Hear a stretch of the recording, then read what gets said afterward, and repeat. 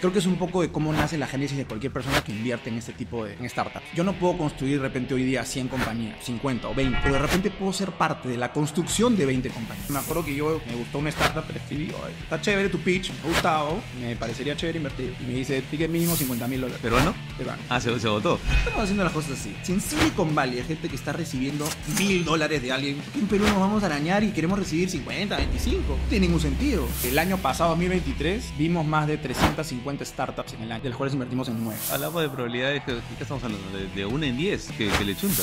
El 70% se mueren antes de los 3 años y el otro 30% tiene que salir bueno. Como qué difícil es levantar plata para una startup en Perú. En Chile y en Colombia se invierten más de $1,000 millones en startups al año. Perú arañamos los 100. Sobre todo viniendo de Perú, tienes que realmente vender un sueño. Estás construyendo una startup en Perú y quieres recibir plata de inversionistas de afuera. O sea, tienes que venderles una cosa de locos.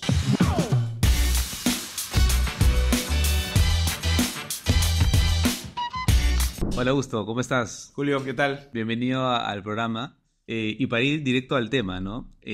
Cuéntame cómo así llegaste a este apasionante mundo de las startups, porque tú vienes del sector corporativo, tú eres abogado. Así es. Entonces tuviste toda una experiencia ahí y luego brincas a este mundo, pero ¿cómo así? Cuéntanos. Sí, es curioso, de hecho. Sí, siempre cuando le digo a algunos amigos headhunters, le digo, si yo tuviera que darte mi CV, sería un arroz con mango, no sabría dónde ponerlo. Claro. A ver, claro, yo empecé mi vida profesional medio tradicional. Estudié Derecho en la Católica, ¿no? ¿Por qué estudié Derecho? La verdad, porque en esa época de chibolo, en verdad, no sabía muy bien qué estudiar, pero me gustaban las letras y me gustaba la política bastante. ¿Ya? Y obviamente identificaba que la mayoría de políticos eran abogados, ¿no? Inclusive en algunas carreras es Derecho y Ciencias Políticas, ¿no?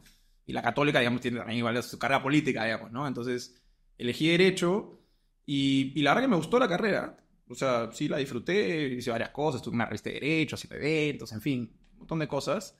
Y luego me metí a practicar, que era lo lógico, o sea, estás Claro. estudiando, practicas en un estudio de abogados, fui a un estudio de abogados, practiqué, y de ahí hice mi maestría, que es un poco la carrera que toca en ese tipo de carrera, que es la carrera de estudio de abogados, digamos, ¿no? Que es, haces en algún momento tu maestría afuera, idealmente, en algún lado, trabajas un rato ahí y luego regresas y sigues tu carrera hasta que llegues a ser socio, digamos. Esa es un poco ¿no? la carrera corporativa en el mundo del derecho, que, no es que es un poco distinta de otras carreras, ¿no? Porque, digamos, llegas a ser socio, ¿no? Y técnicamente es como que ahí no hay más y pueden haber pues 50 socios. En una empresa llegas a ser gerente general, no hay 50 gerentes general. Claro, pero ahí te tienes que soplar por lo menos que una década. O sea, En varios años. En teoría es por lo menos una década. Te diría que lo esperable era que pues sea socio a los 40 años. Es más, antes hacían socios a los 45, 50. Ahora eso ha bajado, ¿no? Y empezaron a hacer gente socia más joven, ¿no? Pero, entonces, bueno, yo hice esa carrera, me fui a hacer mi maestría a Columbia, a Nueva York. Y de ahí me quedé trabajando en un estudio de abogados en Estados Unidos, viendo Latinoamérica, ¿no? Entonces veía, no sé, emisiones de deuda o de bonos de acciones, o M&A de una empresa de Chile o de Argentina o de Colombia. Mucho en Colombia trabajé, o en Perú incluso. Y después me tocó regresar a Perú. La verdad que yo no me quería regresar a Lima. Me ha gustado estar allá. En verdad, se ganaba súper bien, o sea, comparativamente a lo que ganabas. No solamente si descontabas el precio, el costo de vida, que era obviamente más alto, aún así lo que estabas ganando era sustancialmente más alto de lo que ganabas en Perú. Claro. O sea, por ese lado, ¿no? Pero al final hubo un tema con la visa, tenía que esperar como un año para poder tener la visa de trabajo, tenía que ver qué hacía en el medio, me fui a buscar chamba a Brasil, yo no me quería regresar para nada, entonces busqué chamba en Brasil, incluso en la Argentina de Kirchner busqué chamba, o sea, estaba desesperado. No tanto, ¿no? Pero en verdad como que tenía ganas de ver qué hacía en el medio para poder esperar ese año y regresarme a Estados Unidos. No quería regresar a Perú porque decía, regreso a Perú y no salgo. Claro. Y al final terminé regresando a Perú y ya no salí. Ajá, okay. Efectivamente, ¿no? Entonces regresé a Lima y fui al Estudio Rodrigo, que es un estudio de abogado súper grande, digamos, como el más reconocido sí, súper conocido de Perú, para ver M&A y financiamiento, digamos, lo que había estado viendo. Pero en ese momento, curiosamente, me picó como un bichito emprendedor, ¿no? Que yo creo que siempre lo tuve. De hecho, cuando le conté a mi mamá, cuando empecé a hacer las cosas, me dijo, pero es que tú siempre has querido hacer cosas, me decía. O sea, me hizo recordar cosas que yo ni me acordaba, ¿no? Negocios que quise hacer de chibolo y que por ahí mi viejo me dijo, sigue estudiando, nada, tontería. Claro. Pero, nada, yo en Estados Unidos, en Nueva York, pedí un montón de comida por delivery. Estoy hablando de 2012. Estoy hablando hace 12 años. Pedí un montón de comida por delivery, que en esa época allá funcionaba súper bien porque había una web, se llama Seamless además, ¿no? En inglés como es fácil. Ajá. Tú pedías ahí en mi oficina y pucha, al rato llegaba el pata, te lo entregaba abajo en el lobby y todo funcionaba bien. Que en esa época en Perú pues, no funcionaba así, ¿no? Y yo cuando regresé y en Nueva York, cuando trabajas allá, tienen la regla en los estudios que si te quedas a trabajar hasta cierta hora, a partir de cierta hora, después de las 8 de la noche, digamos, puedes pedir comida y esa comida la paga o el cliente o la paga el estudio. Claro. Pides tu comida y pides tus $30 de allowance y puedes comer ahí tu buena hamburguesa. Entonces yo pedía, porque obviamente en esa chamba trabajas como un animal, entonces obviamente todas las noches me quedaba después de las 12 de la noche y todas las noches pedía comida. Claro. Y yo me acostumbré a pedir delivery como un loco todos los días. Yo en mi casa casi no tenía comida. Mira. O sea, yo casi no cocinaba, porque en verdad yo comía, o sea, almorzaba en la oficina y luego pedía algo en la oficina que me quedaba y a mí en mi casa dormía, básicamente. Era una chamba bien machete, pero, o sea, fue bacán igual, ¿no? Pero digamos, era bien machete. Pero bueno, regresé a Lima y en Lima en esa época solo existía, creo que, domicilio, que tenía creo que solo KFC, no sé si uno de Chifa, Chifa Expresa, tenía 3 cosas, no tenía nada más. Y era básicamente, le mandaban el pedido al pata y se borraba, ¿no? Tú no sabías dónde estaba el pedido, no había traqueo, no había nada de eso. Creo que ellos mismos llamaban, o sea, tú le pedías y ellos llamaban a Kentucky, a Pizza Hut y te dan la... Muy probablemente era así, porque así empezaron todas las apps de delivery. Ajá. ¿no? Así empezaron todas, así era al principio, ¿no? Y la cosa es que yo vi esto y dije, oye, pero en Lima no hay nada como lo que había en Nueva York, lo que yo usaba todo, ¿por qué no puede haber? ¿No? Y ahí fue que algo que podría haber quedado ahí como, bueno, algún día habrá, dije, pues si no hay, ¿por qué no lo hacemos? O sea, ¿por qué no lo hago? ¿No? Entonces le comenté esto a un amigo que tenía un call center, tenía motos. Yeah. Entonces me dice, oye, está buena la idea, me dice, metámosle, yo tengo las motos. Ya, le dije, chévere, conocemos a tal y tal restaurante, ya, chévere, bacán. Y el app. Entonces me dice, yo tengo un pata que me hizo para una cosa de la chamba, no sé qué, lo llamamos a este pata y curiosamente el pata había postulado al concurso de la Católica con un proyecto muy parecido, que era básicamente hacer el delivery. O sea, no era Floro que nos dijo, cuando nos dijo, yo justo estoy haciendo igual, ¿no? Que eso que te miras. Claro. Pero en verdad estaba haciéndolo igual, lo había presentado en la Católica. Claro. Entonces le dijimos, bueno, ya listo, compadre, súmate de socio, o sea, 3 co-founders. En esa época no llamábamos, yo no sabía nada de startups, yo estaba haciendo un negocio, digamos, o algo, una solución a un problema que yo tenía y que dije podría funcionar porque en otro lado funciona. Ajá. Así, muy de simple, sin startup, financiamiento, B2C, B2B. Yo no sabía lo que estaba haciendo, realmente. Y la cosa es que, nada, long story short, montamos el app, una primera versión, hicimos unos pilotos con varios restaurantes que les poníamos los motorizados, que eran los motorizados de mi amigo, ¿no? Nos fue relativamente bien, ganamos plata, digamos, porque todos estos pilotos les cobramos, inclusive por cada delivery, les cobramos una cosa al mes, o sea, fuera como en eso, ahora que lo veo atrás, era un B2B, ¿no? Ajá. En realidad, le estábamos dando la plataforma de delivery a ellos para que ellos manejen sus pedidos con sus clientes, un white label si quieres, ¿no? Pero ¿qué pasó? Nos demoramos, y ahí sí ese fue mi error, digamos, que hoy día lo veo para atrás y fue mi primer error de emprendedor. Yo no sabía lo que era un MVP. Entonces nunca construimos un MVP, sino tenemos que hacer el super app. Y si esta vaina no tiene traqueo GPS en tiempo real para que yo vea el patita cómo avanza, que en esa época como tío no existía. Entonces si yo no veo eso, esta app no sirve. Así, ese fue mi mindset, ¿no? Es que esa vaina la solución tiene que ser la solución perfecta, ¿no? Y claro, había que llegar ahí, pero había que hacerlo antes porque no existía, ¿no? Claro. Entonces nunca hicimos un MVP, nos demoramos más de un año haciendo desarrollo. Iba a tener 4 personas en una oficina haciendo desarrollo. Full time, o part time creo que era. Y ahí en paralelo, o sea, estamos hablando que... Yo en paralelo seguía siendo abogado del estudio Rodrigo de sol a sol, trabajando en los M&As y en las emisiones y todas estas vainas. Y este era como mi trabajo de noche, Ajá. mi tiempo libre, ¿no? Que tampoco tenía mucho tiempo libre. Que ese es otro de los aprendizajes grandes, ¿no? Eso nunca iba a funcionar si ninguno de los 3 estábamos a full time. Exacto. Yo no solo no era full time, sino que además tenía una chamba demandante al mango, ¿no? O sea, ni siquiera era como que le puedes jalar un part-time, no le puedes jalar ni un quarter, ni un 10-time. Claro, ese es uno de los primeros consejos que se suele darle a emprendedores, ¿no? Que al menos alguien del equipo fundador, ya sea de 2 o 3 personas, al menos uno sí o sí tiene que hacer full time, porque si no, esa vaina no va a despegar, pero ni de alas. No, o sea, puede avanzar, pero va a avanzar como una tortuga. Que es lo que nos pasó a nosotros. Oye, cuando ya llegamos a tener el app hecha como queríamos, había pasado un año y más, ya Rappi se había comprado a Dilo, ¿no? Y nosotros habíamos hablado con la gente de Cabify Express, que en esa época hacía solamente reparto de mercadería, para que ellos hagan el reparto de la comida. Y nos han dicho, oye, bacán, empezamos a desarrollar esa parte, ¿no? Para integrarnos, no sé qué, y de pronto ve las noticias, Globo entra a Perú de la mano de Cabify. Claro. Primero fue Globo antes de Rappi. Primero fue Globo antes y después Rappi compra Dilo, creo que es... Exacto. Pero sucede medio seguido. Sí. Medio seguido. Entonces, ¿por qué? Porque nosotros ya nos habíamos dado cuenta que no queríamos manejar la logística propia. O sea, al principio teníamos los motorizados, íbamos al restaurante y decíamos, te ponemos los motorizados. Pero el manejo de los motorizados era un dolor de cabeza. Porque te fallaban un montón y tenías que buscar quién te lo reemplace. Y tú tenías que en ese momento buscar un motorizado porque mi pata tenía, no sé, 50 motorizados, pero que estaban chambeando. O sea, no era que tenía estacionados ahí disponibles, ¿no? Entonces, era un pain bien jodido manejar los motorizados. Dijimos, no, ¿sabes qué? No queremos manejar motorizados. Y por eso es que hablamos con Cabify para usar sus motorizados. Nosotros hacemos solamente la parte del e-commerce, digamos, ¿no? El marketplace, y que ellos sean la parte de la logística. Ajá. Que si lo piensas era como medio win-win. Pero claro, ellos hicieron todo el vertical, hicieron Globo, Rappi, como te digo, se compró Dilo, y nosotros realmente nunca lanzamos como B2C. Nunca llegamos a lanzar como B2C. Siempre fuimos medio un B2B en realidad. O sea, digamos, nunca fueron tan expuestos como un Globo, como un Rappi que sí se iba a B2C. Y el B2B es siempre un poco más caleta, ¿no? Por supuesto. Muy poca gente lo conoce. Además que el objetivo fue B2C, ¿no? El objetivo era ese. Pero cuando ya llegamos a eso, pues te decía que cuando decimos B2C, ok, si es B2C necesitamos el partner de logística, tenemos que hacer... Entonces, cuando queríamos llegar a eso, ya había pasado esto, que el mercado cambió, ¿no? Y dijimos, oye, ya no tenemos plata, porque ya nosotros habíamos puesto cada uno un billete, ya nos habíamos gastado el billete que habíamos ganado, ¿no? Y es que en ese momento yo no tenía idea que se podía ir a pedirle a alguien plata por algo que no existía, básicamente.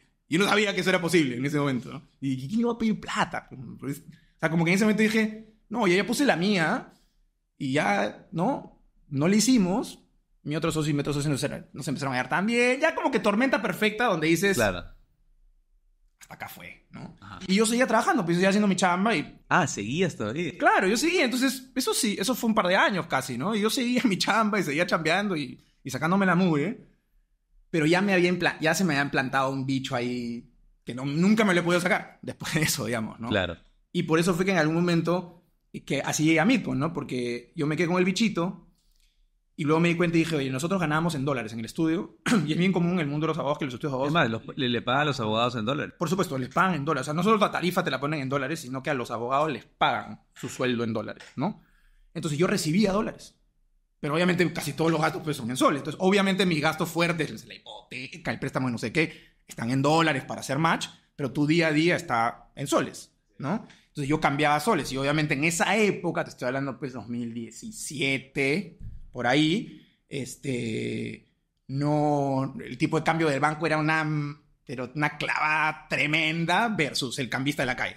Claro. Entonces a mí me veías entrando al banco, sacando $3,000, cruzando la calle en el cambista. Con miedo, ¿no? Claro, o sea, obviamente por suerte los cambistas normalmente pues están ahí, ¿no? Pero igual, ¿no? O sea, sacas una cantidad fuerte ahí, clan, y regresando al banco a depositar. Sí. ¿no?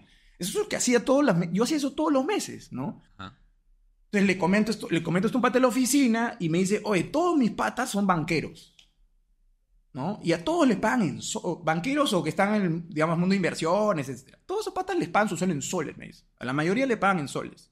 Y yo tengo un pata que nos cambiamos nosotros, ¿no? Y le digo, oye, ¿por qué no hacemos en esa época una cadena de correos? Que esa era la forma como viralizabas algo, ¿no? Agregando más correos, ¿no? ¿No? ¿Por qué no hacemos una cadena de correos? Donde subes a tus patas que ganan en soles, nos subimos a nosotros los que estamos en el estudio que ganamos en dólares, y cuando alguien necesita cambiar, manda un mensaje, oye, quiero cambiar. Y punto medio. Y punto medio. ¿Qué? Y hacemos punto medio, ¿no? Oye, ya, bacán, no sé qué. Entonces, le comento esto, ¿no? Ya me dijo, ya voy a empezar a subirlo. Subió a sus patas. O sea, sí se hizo, ¿no? Como que hicimos un grupito ahí, chiquito, pero una cosa tonta. Pero le comento esto a un pata, y mi pata me dice, tienes que hablar con Moisés. Y yo... Moisés Sotero, fundador de Midpoint. En Mid. El Philip Butter de la innovación. De las startups. El Pepe Mantequilla. Claro. Entonces, un abrazo que causa Moisés, un abrazo. Entonces me dice, tienes que hablar con Moisés. Y yo le digo, ¿por qué? Porque está haciendo lo mismo. No, le digo, bro, no es lo mismo. No es lo mismo, pe, no es lo mismo. Es lo mismo. No, porque este es punto medio de mercado entre las personas. El otro seguro es una casa de cambio digital. Creo que ya existía alguna. Ajá. Casa de cambio digital es lo mismo. No, no, no. Entonces, peer-to-peer. Habla con Moisés, me dice. Habló con Moisés, estaba haciendo exacta. Había hecho ya lo mismo. Ajá. Lo mismo. Creo que cuando lo empezó fue un grupo de Facebook. Claro, cuando empezó fue un grupo de Facebook. Entonces me dice, oye, bacán, pero sí, es lo mismo. Le digo, ya, bueno. Entonces como que yo dije, bueno, si alguien lo está haciendo, ya, yo, ¿para qué lo voy a hacer? Claro. ¿No? Normal. Entonces me dijo, oye, pero sigamos hablando, no sé qué, bacán. Sí, hicimos buena onda, porque además él ya venía a estar en el emprendimiento a buen tiempo. Yo me he estado metiendo, porque a raíz de esto de Delivery, ¿no? De la plataforma de Delivery, había empezado pues a conocer otros founders, había ido a una aceleradora, había ido al Perú Venture Capital Conference, había conocido gente, entonces ya había empezado a descubrir este mundo y Moisés era alguien que conocía bastante ese mundo. Entonces empezamos a hablar bastante, nos hicimos patas. Y al tiempo me pasa la voz y me dice, oye, mi co-founder se está yendo, creo que a hacer una maestría, me parece en su momento. ¿Te sigue gustando este proyecto? Y yo, sí, obviamente, si yo tuve la misma idea, me parece monstruo. Y me dice, mira, hemos traccionado así, Y me dice, ¿por qué no te sumas, Claro. ¿no? De co-founder, invirtiendo una plata. Claro. Entonces yo le dije, ya, me parece chévere. Entonces acordamos algo que era una parte plata y otra parte como mi tiempo, digamos, ¿no? Para llegar a un porcentaje X. Y ya, esa fue la primera vez que yo le di plata a alguien X, a alguien desconocido, digamos, o a alguien que no era mi familiar. Claro. Plata para hacer un negocio. Fue la primera vez que yo le di plata a alguien, porque las otras veces, la otra fue Delivery, que era la plata que metíamos, pero que yo de alguna manera la controlaba, ¿no? Esto fue como, toma Moisés. ¿Cómo te sentiste en esa primera inversión? Porque, claro, como tú lo decías, una cosa es controlar, digamos, los ingresos, los gastos de tu empresa, y otra cosa ya es que venga un tercero y apostar por él, por su proyecto, y dar un salto de fe y confianza, porque al final tú no sabes, o sea, si es que va a ir por un buen camino o no. Es una apuesta. Totalmente, ¿no? O sea, en su momento me pareció algo como natural, no me sonó como... No me hizo ruido, ¿te das cuenta? No lo pensé así. O sea, no fue como, ay, ¿qué pasa? Sino fue una decisión bien de negocio, ¿me entiendes? De identificar una oportunidad. Dije, hay una oportunidad, está bueno el modelo, puede escalar. Como, quiero ser parte de eso. O sea, sí quiero ser parte de eso. O sea, como que quiero ser parte de la solución a ese problema. Okay. Que creo que es un poco de cómo nace la génesis de cualquier persona que invierte en este tipo en startups, invierte en este tipo de compañías.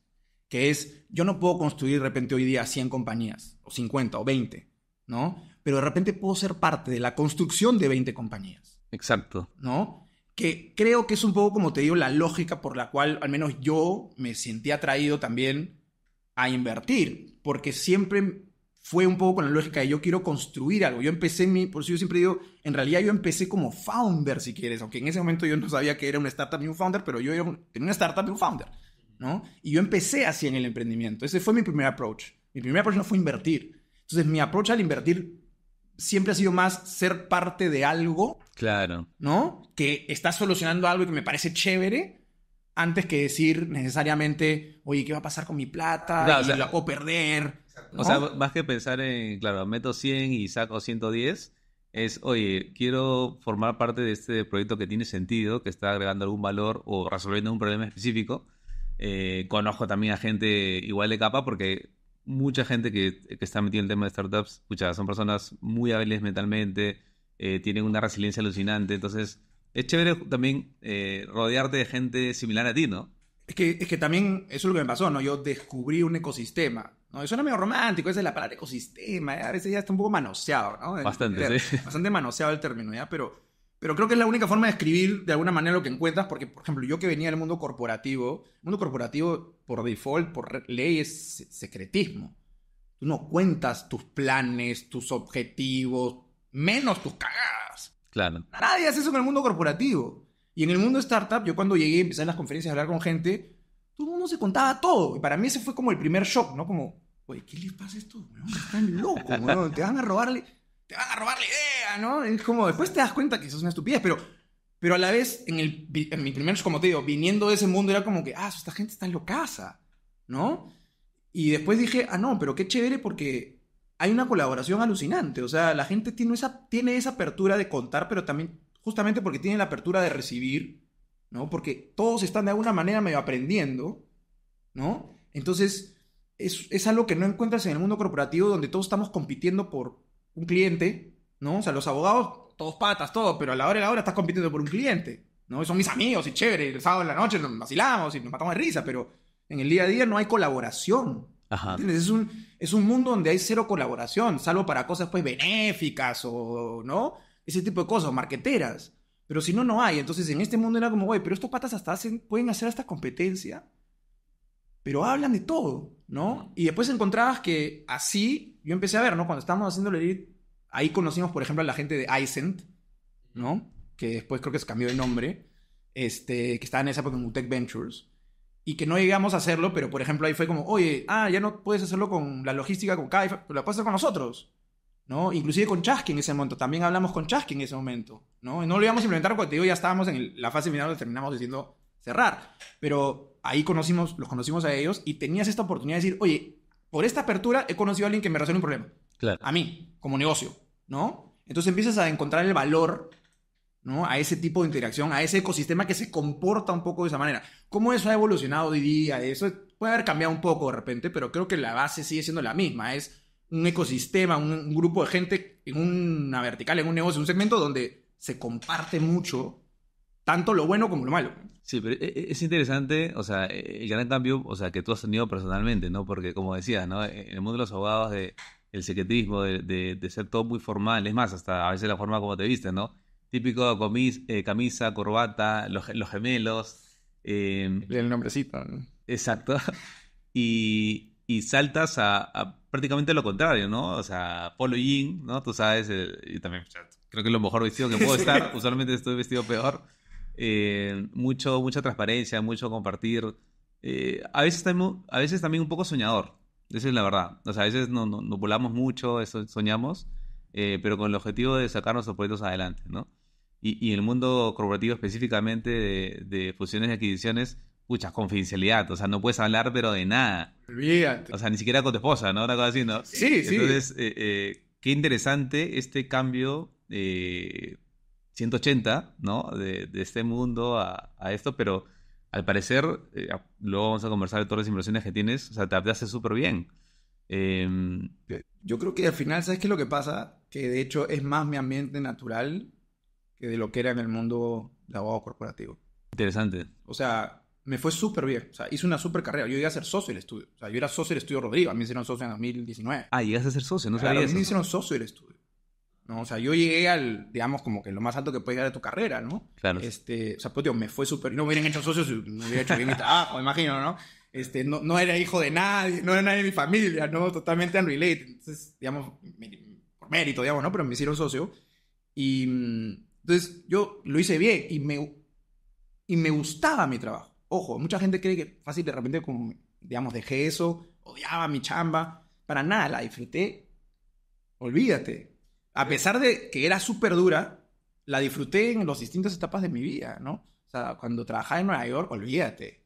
O sea, yo viajaba en Vine, me quedaba en los mejores hoteles, porque yo tenía que viajar todos los meses, hacía 1 o 2 viajes. Me iba a Bogotá, a México, a Lima, a Chile, a Argentina, lo que sea. Entonces, esos viajes son en primera, en los mejores hoteles, restaurantes, O sea, es como un high life alucinante. Yo viví en Nueva York, ganaba un montón de plata. O sea, viví una vida durante una época, ¿no? Viví una vida como que, wow, ¿no? Esas cosas que a veces por ahí ves en la serie y dices, oh, qué chévere. Por ahí lo experimentaste, no voy a decir que lo vivías, pero lo experimentaste. Un Harry Specter. Si quieres, una cosa así, ¿no? Obviamente era más chibolo en esa época, ¿no? Tenía pues 30 años, ¿no? Pero... Y luego en Perú también, ¿no? Yo chambeaba un montón, pero mi vida se acomodaba y lo disfruté. Me gustaba lo que hacía hasta que me gustó otra cosa más, ¿no? Y lo que sí es cierto es que si bien... Esto fue gracioso porque yo entré... No sé si estoy cometiendo algunas infidencias acá, pero... Dale nomás. Yo entré al estudio Rodrigo y me acuerdo que en mi primer review, como te hacían como un annual review, ¿no? Como tu evaluación de desempeño, ¿no? Y me acuerdo que una de las primeras, me dicen como, oye, esto, check, todo perfecto, pero en la parte personal, como que tienes que moderarte un poco, algo así, ¿no? Y yo, ya. Es que, por ejemplo, no sé, yo soy muy... Nuevamente, por eso te digo que creo que al final analizándolo, cuál sea mejor, porque yo soy muy transparente, yo digo las cosas y soy chistoso y hago bromas y soy medio payaso y claro. Toda la vida he sido así en donde sea que esté. O sea, no es que en la oficina soy como el correctito, no, No, yo soy igual en Claro. casi cualquier ámbito. Obviamente, con los años aprendes a modularte. Pero me decían, sí, porque a tal pata que le metiste un chongo cuando no lo conocías por correo, no sé, yo... Sí, fue una tontería, pero cositas así donde chocaba. Claro. Chocaba con mucha gente. No que yo chocaba. Ellos chocaban conmigo, por así decirlo. Yo no les... O sea, como que les parecía too much, ¿no? Como muy... Entonces me decían como que tienes que bajarle un poco los caballos. Y yo, para mí era como, ¿por qué? O sea, ¿por qué? ¿Por qué? Yo no estoy haciendo nada malo, o sea... Claro, es mi No forma de estoy ser. faltando el respeto a nadie, ¿me entiendes? No les gusta cómo soy, no les gusta que soy hablo muy fuerte, hablo demasiado, no sé, ¿me entiendes? Cosas así que al final decía, Claro. yo sigo con lo mío, ¿no? Pero siempre fue un tema hasta que en un momento obviamente me imagino que yo mismo me regulé a cierto punto o ya la gente me conoce. Creo que fue un poco las dos, ¿no? Yo por ahí me regulé un poco y por ahí la gente me llegó a conocer y se dio cuenta que yo no era un idiota, sino simplemente que soy un pata que tiene una personalidad así, soy bien abierto y me hice amigo de todo el mundo, ¿no? Y eventualmente por eso me hacen socio, si no, claramente no me hubieran hecho socio, ¿no? Claro. Pero por eso te decía, creo que en ese mundo donde es la corbata, el esto un poco, la pose, no sé qué, mi personalidad calza menos que en un ambiente donde la gente es mucho más abierta, relajada, puede ser quien es, no tiene que estar inventando, bueno, todos inventamos un poco poquito, siempre claro. por vender, pero digo, no tienes que estar en esa pose, ¿no? Entonces, creo que al final por eso mi transición, si quieres, de alguna manera fue más natural, porque creo que me llegué a terminar sintiendo más cómodo, ¿no? En ese ambiente, que no quiere decir que en el mundo del emprendimiento me haya gente a la que le caiga mal, que seguramente hay varios a los que le caigo mal, yo sé algunos que les caigo mal, y todo bien, y ya está, pues no, tampoco empiezas a caerle bien a todo el mundo, pero creo que en personalidad, como te digo, al final terminé calzando un poco más y no fue más fácil. Tu historia es muy, muy similar también a la mía. Yo trabajaba en banca y claro, sentía eso que chocabas un poquito y como que al final no encajabas perfectamente, ¿no? Digamos, entonces, claro, en la búsqueda de uno de sus proyectos de vida, ¿no? A mí también me llevó el tema del emprendimiento, primero con una aplicación y ya luego con la consultora. Te vas hallando y al final, cuando analizas mirando hacia atrás, dices, oye, sí, pues de repente siempre fui así. Simplemente que estuve en una etapa importante, pero muy necesaria también para formarte en otros skills que de repente no tenías y para ver a profesionales, digamos, de alto nivel cómo manejaban las cosas. Y al final todo sirve. O sea, todas esas experiencias las vas acumulando y las vas, digamos, implementando en tu día a día, ¿no? Entonces, para ordenar, entonces, claro, tu primera inversión, Midpoint. Sí.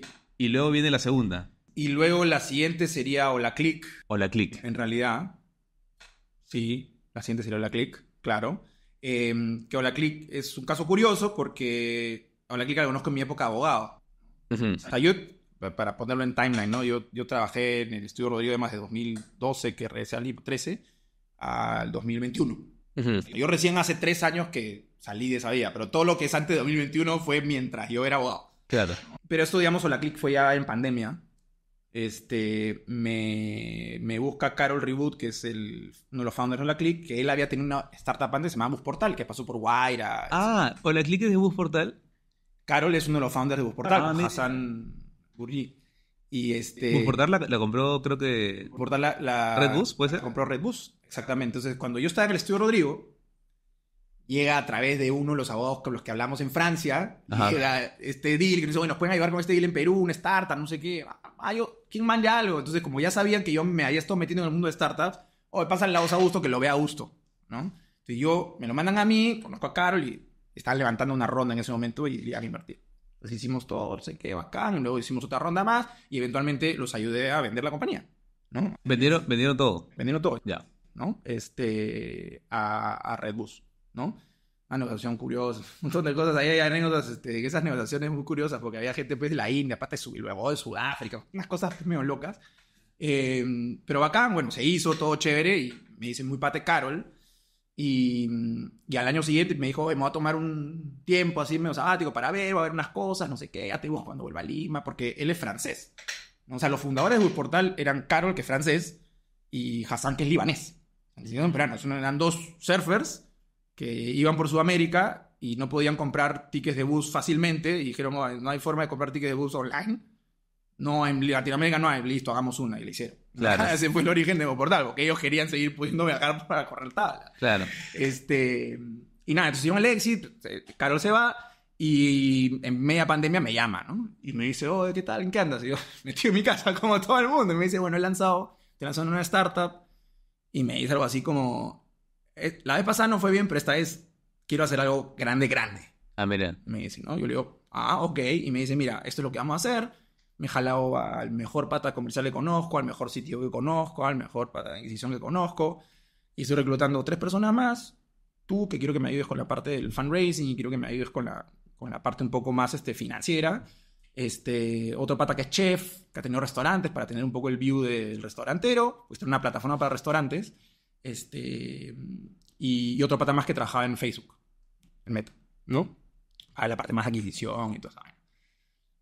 Y me dice, quiero que tengas algo de skin in the game, entonces como que pongas una plata. Y yo le dije, mira, yo te he ayudado a vender tu compañía y tienes que ser tarado si no te mando la plata mañana. Claro. ¿Entiendes? Además, ni siquiera era un monto tan grande, ¿no? O sea, era, porque además quiero que seas parte del founding team, o sea, quiero que nos ayudes. Más por el dinero era por ti. El dinero era como tener un stake y solucionaba pagar las cosas que era, pero era nada, porque entre los 3 pusimos, no sé, $30,000, no sé, o sea, no era poca plata, ¿me entiendes? Ajá. Y al inicio fue una cosa de locos, porque, escucha, obviamente como yo seguía trabajando, era socio del estudio, yo esto lo tenía que hacer realmente en mi madrugada o mi fin de semana, ¿no? Que tampoco yo no tenía que hacer tanta chamba, pero yo los ayudaba, yo estaba metido en todos los grupos de producto, de desarrollo, de marketing. Al principio estaba metido en todo, yo aprendí, o sea, para mí es esa experiencia, esos 6 meses probablemente que estuve con ellos así como bien metido en la compañía, fue una de las cosas, o sea, una de las cosas más aprendí. O sea, los lugares donde más aprendí es esa oportunidad. O sea, lo caso. O sea, cómo se hacen las cosas bien para crecer de 0 a 20,000, 30,000 restaurantes en nada de tiempo. Claro. ¿No? Y era como la iteración constante. Cosas que ya empiezas a ver y dices, puta, si hubiera hecho estas cosas. Claro. ¿No? Los 4 metidos full time, la iteración constante, hablando con los restaurantes todas las semanas y todos los domingos teníamos reunión toda la mañana para ver el feedback de los restaurantes y ver cómo ajustaban la plataforma. O sea, en verdad fue muy chévere estar en ese proceso, muy chévere. Y luego ellos pasan por Y Combinator. Yo no voy al programa Y Combinator porque en Y Combinator los co-founders son aquellos que tienen más de 10% de la compañía. Yo tenía un porcentaje, pero no tenía 10%. Claro. Entonces yo no pasé por YC. Y ahí fue un poquito que ellos ya empezaron a ir un poco más, digamos, por la suya y yo ya me metí más en la ronda, me ayudaron en la ronda, levantamos en ese momento 200,000 y ahí cuando pasaron por Y Combinator levantamos 2 millones. 2 millones, ¿no? ¿No? Y de ahí a finales de 2022 levantamos 4.4 millones, 4.5 millones. Entonces yo ya los ayudé más con esa parte, pero te diría que justo quizás es un poco esa experiencia, me abrió otra puerta que fue cuando entran a YC y empiezan a ganar plata, yo me doy cuenta que mi inversión, mi porcentaje... ¿Te está diluyendo? Sí, pero en realidad lo que ves es que el valor sube, porque te puedes diluir. Ajá. Pero lo que tú invertiste a evaluación, nada, claro. De pronto tiene, no sé, 5 millones de valuation, 10 millones de valuation, 15 de valuation, 20 millones de valuation. Claro. ¿No? Entonces dices... Y empiezas a entender un poco el endgame y dices, ok, claro, o sea, metí una plata chiquita y si la hacen bien, esta plata chiquita puede ser bastante plata. Claro. ¿No? Porque si tú inviertes a valuation de 1 millón y la compañía levanta a valuation de 50 millones, si no quitas el dilution, son 50 veces tu plata. Por 50, exacto. Con dilution, 30. ¿No? 40 veces tu plata. Entonces, la verdad que ahí te das cuenta que yo me di cuenta y dije, o sea, es interesante y empecé a ver que había todo un mundo de inversiones. O sea, hasta ese momento mis inversiones eran Moisés, que era alguien que estaba haciendo una idea que yo también había tenido, entonces me conecté súper chévere. O la Click, que era alguien a quien yo había ayudado a vender su compañía, entonces era como estúpido no invertirle. Claro. No darle la plata y ayudarlo. Y además era en food tech y delivery, comida, está relacionado con algo que yo había hecho. Yo también le dije, oye, con esto siento que me saco un poco el clavo de lo mal que hice las cosas con delivery, porque está medio en el mismo mundo y estoy siendo parte de eso, ¿no? Claro. Monstruo. Pero de ahí empecé a ver y decir, oye, inclusive gente que yo no conozco, hay un montón de startups, las otras de YC están levantando plata, y si yo empezara a poner como tickets acá, podría pasar. En etapa temprana, digamos. En etapa temprana, ¿no? En etapa temprana. Que era como me habían llegado estas startups, pues súper temprano, ¿no? Y entonces ahí como que metí un par de tickets, ¿no? En startups que vino, no sé, una emprendedora que ya conocía justo por Moisés, otros amigos, no sé qué, que estaba desarrollando algo. Luego descubrí AngelList, que es una plataforma para invertir en realidad, que lo que hace es crear syndicados de inversión. Básicamente, oye, yo tengo una startup, voy a invertir y les paso la voz para que ustedes también inviertan, recolectamos la plata, la juntamos y la hacemos como si fuera un solo ticket. Como un crowdfunding, pero, o sea, todo termina en uno. Con un crowdfunding, pero es privado en realidad, Privado. no es abierto, ¿no? Te tiene que pasar la voz el que está, digamos, levantando la plata para esa inversión, Ajá. ¿no? Para ese ticket, ¿no? Y a través de eso hice algunos tickets chiquitos que además te dejan invertir desde $1,000, ¿no? Y luego vi un tweet, me acuerdo, de una VC muy, muy buena que se llama Elizabeth Jean, de un fondo que se llama Hustle Fund, de San Francisco, y que comentaba que medio como secreto que en Silicon Valley la gente a veces hacía tickets de $1,000 en startups, como ángeles. Que eso de que ángeles en un montón de sitios, pero tú pensarías que ya metieron millones y en verdad no, han metido $1,000. Esa es una buena pregunta, porque es una pregunta que tenía, ¿no? O sea, ¿qué se denomina un angel investor o ángel inversor, ¿no? Lo que yo tenía, para que veas, mi limitado conocimiento de startups, era aproximadamente de $100,000 para arriba, ¿no? Pero... No habrían ni investos en Perú. Exacto. Y en la TAM 3. Exacto. Entonces, digamos, puede ir mucho más atrás de eso. A ver, el monto que tú dices son los angel investors de Estados, de Silicon Valley, Ok. que meten esos tickets. Pero en Latinoamérica eso es impensado, ¿no? Es muy raro, ¿no? O sea, yo te diría que en Latinoamérica los tickets que normalmente la gente busca ángeles es, pues, era por ejemplo, antes más tipo 25,000 o $50,000, ¿no? Pero a la vez, y eso es lo que te pedía la gente, ¿no? Por ejemplo, me acuerdo que me gustó una startup, escuché, y le dije al pata, le escribí, "Oye, me gustaría, está chévere tu pitch, me ha gustado, ¿no? Me parecería chévere invertir." Y me dice, ticket mínimo $50,000. ¿Peruano? Peruano. Ah, se votó. No, porque, digamos, es que también, te digo, era el estándar, pues, ¿no? Era un poco el estándar. Pero yo dije, no, 50, dije, no. No lao, pues era como, Claro. no lao, ¿no? Ya había mucho riesgo, ¿no? Ajá. Para mí, mi economía, digamos, o cómo estaba la plata que yo tenía o la que disponía en ese momento, ¿no? Era mucho riesgo. Entonces, yo dije, no, o sea, de repente podría poner, pues, algo tipo 15, Ajá. ¿no? 20. No. Le dije, no, ya pasé y Claro. pasé y no invertí, ¿no? Porque era mucha plata. Y eso es de las cosas que te empiezas a dar cuenta en un momento, ¿no? Que dices, claro, yo por ahí hice un ticket de 10, uno de 15, ¿no? Y después dices, oye, aguanta, ¿cómo funciona este negocio? ¿No? O sea, ¿qué estoy haciendo con mi plata? ¿No? Entonces me acuerdo que hablé con un pata, se llama Jonathan Lewy, que es uno de los fundadores de Green, de esta empresa de patines. Ah, claro. Tiene un fondo de VC y antes tuvo una startup tipo medio Rappi que la vendió. Pata muy capo, muy, muy, muy capo. Y lo había conocido en Lima, no sé qué, habíamos hecho buena onda y él también invertía. Pues entonces le habíamos y ya, ¿qué estoy haciendo? ¿No? Y yo me dice, mira, o sea, ¿qué estás haciendo ahorita? Estoy metiendo tickets así. Y me dijo, ¿cuánta plata tienes? Y le digo, disponible para esto, esto. Y me dice, tienes que bajar tu ticket. Más chico. Tienes que bajar tu ticket, me dice, porque si no vas a tener demasiada concentración, no vas a tener diversificación, ¿no? Y va a ser más difícil que le pegues a una, ¿no? Y claro, en ese momento que estaba medio todo booming, todo lo ves medio positivo, pues, ¿no? No te das cuenta que en verdad sí, pues la mayoría van a fallar, ¿no? Entonces necesitas una estrategia de portafolio, necesitas diversificar, ¿no? Entonces ahí fue que yo dije, sí, pues.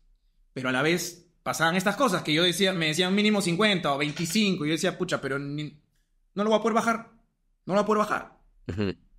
Y luego tú y digo, aguanta.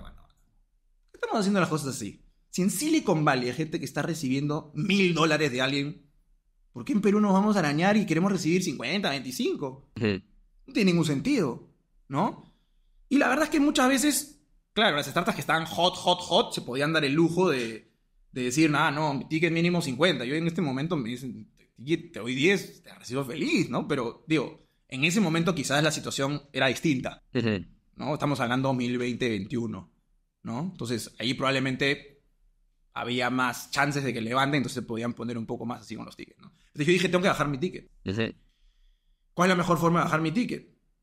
Yo ir a decirle a la startup, te doy $1,000, me va a decir, no la hago. Pero si yo junto a 10 mis personas, 5,000 o 10 personas y todos ponemos, llegamos a eso. Claro. Muy básica la deducción, tampoco era que no estaba inventando la rueda, ¿no? Porque además había invertido a través de AngelList en Estados Unidos, que es en suma lo que hace. Un lead sigue esto y la gente decide poner el ticket que quiere, ¿no? Sí.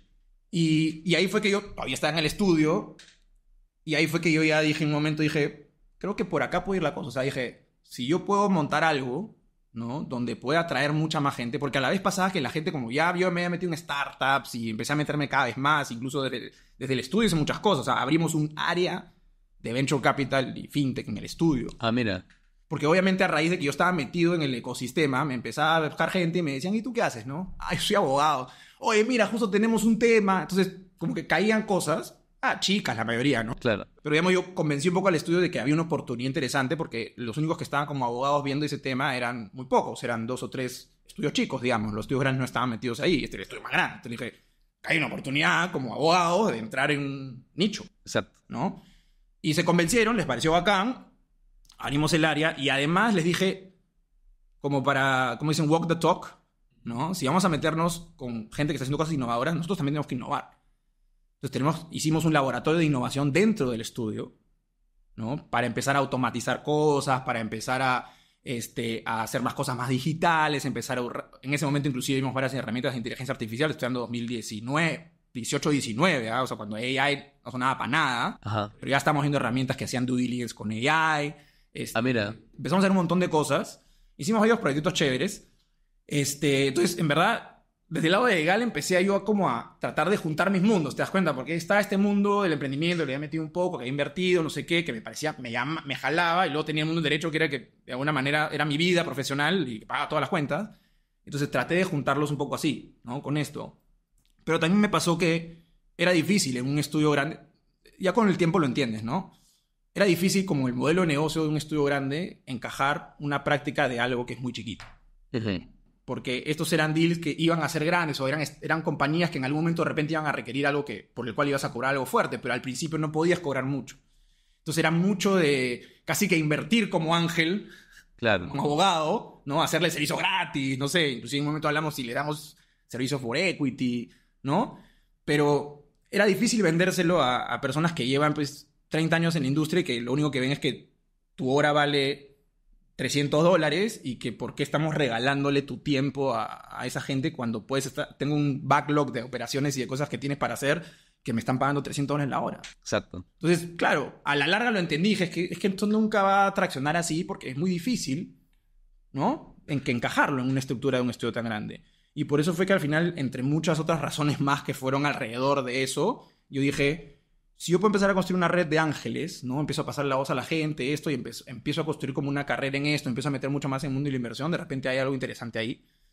Y esa fue un poco mi apuesta, ¿no? A la par que obviamente yo decía, yo puedo seguir trabajando con clientes directamente que me buscan, porque al final los clientes de Venture Capital me buscaban a mí, y yo tenía que ir al estudio a hacer una propuesta, ¿no? Y al final, de repente, si era muy caro, al final no iban a trabajar, pero ellos querían trabajar conmigo de alguna manera. Claro, o sea, tú lo puedes ver, digamos, como persona natural, o sea, como un freelance, por así decirlo. Claro, entonces dije, pucha, puedo hacer las cosas que sí me gustan del derecho ahora, Uh-huh.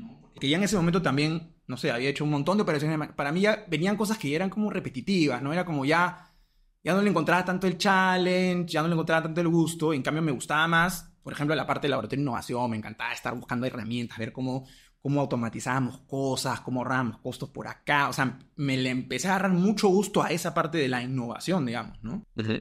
Incluso innovación corporativa, digamos, porque eso es lo que estábamos haciendo, ¿no?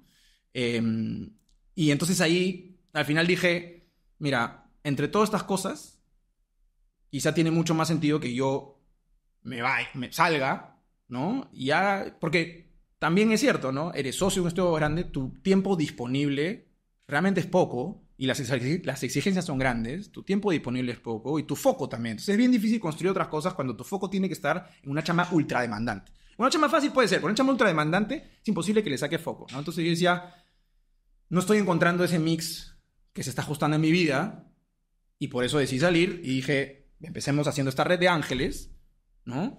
Y así empezamos un poquito así como probando, ¿no? Y ese es así nace Capu Ventures. Así nace Capu Ventures, ¿no? Inclusive yo te diría que hay una génesis anterior, pero Yeah. lo que pasa es que yo al principio, un poco en este mindset de que lo que me estaba gustando era resolver problemas y todo esto, yo dije, y había investigado mucho el modelo de Venture Building. Y había conocido a Polymath, que es un Venture Builder, ¿no? Que está en Colombia, muy conocido. Y me había ido a Bogotá, los había conocido, me parecía monstruo, que era básicamente una compañía que construye compañías, ¿no? De sus propias ideas, ¿no? Como incubaban sus propias ideas y luego sacaban negocios, ¿no? Dije, qué paja, porque en verdad en todos esos años, desde que yo empecé Delivery hasta que me fui, yo tenía un notes donde tenía 50 Ideas de startups o de negocios, todo basado en tecnología. Te dije, qué paja, ese modelo puedes hacer algo. O sea, como que conceptualmente dije, qué paja. Ajá. Pero ahí me junté con los de Polymath todo y me di cuenta, es una chambaza, requiere mucho recurso y yo todavía no siento que tengo los skills como para hacer algo así, ¿no? O sea, yo no me sentí, lo sentí como algo que era un heavy task. Dije, wow, no me siento preparado para algo así, ¿no? Todavía. Pero a la vez tenía la experiencia de Black Click y dije, pero invirtiendo y estando ahí metido, estoy aprendiendo un montón, ¿no? Entonces, creo que medio inconsciente, porque hoy día en retrospectiva lo veo así, pero medio inconsciente, creo que empezar a invertir más y meterme en el mundo de la inversión y crear una red de ángeles y potenciar eso fue mi manera de aprender, para llegar a un punto en donde yo ya me sienta con los suficientes skills para construir algo grande yo mismo, ¿no? Creo que en ese momento fue un poco también eso. Y obviamente un montón de factores personales también que te llevan a querer hacer un cambio, ¿no? Que en mi caso fue un poco eso también, ¿no? Había nacido mi hijo. Mi vida como que tuvo varias cosas que se empezaron a juntar, ¿no? Nació mi hijo, me hicieron socio. Bueno, cuando nace mi hijo están a punto de hacerme socio, entonces como que estás en el sprint así súper fuerte, ¿no? A la vez mi papá había asumido un cargo público, entonces yo me tuve que encargar un poco del negocio, del negocio familiar, tuve que supervisar, no es que me encargaran, pero tenía que supervisar, entonces como que tenía una responsabilidad más.